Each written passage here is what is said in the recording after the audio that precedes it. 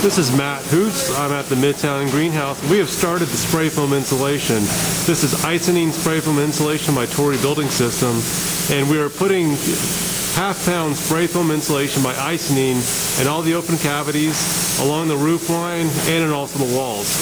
What's nice about this product is it sprays in 1/8 of an inch thick and expands out within 7 seconds to its full height. Look at that. 3, 2, 1. It's dry, it's hard, it's ready, and it's already insulating. What's nice about spray foam insulation, it provides a good air seal, an air barrier, and it's a good thermal barrier.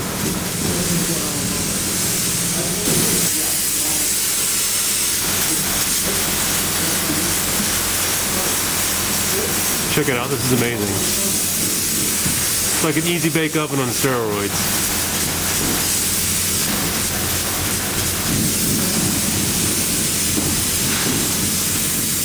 Yep. So after this foam is sprayed in place, all I have to do is shave it back and it's ready to, the sheetrock is ready to install. It's perfect.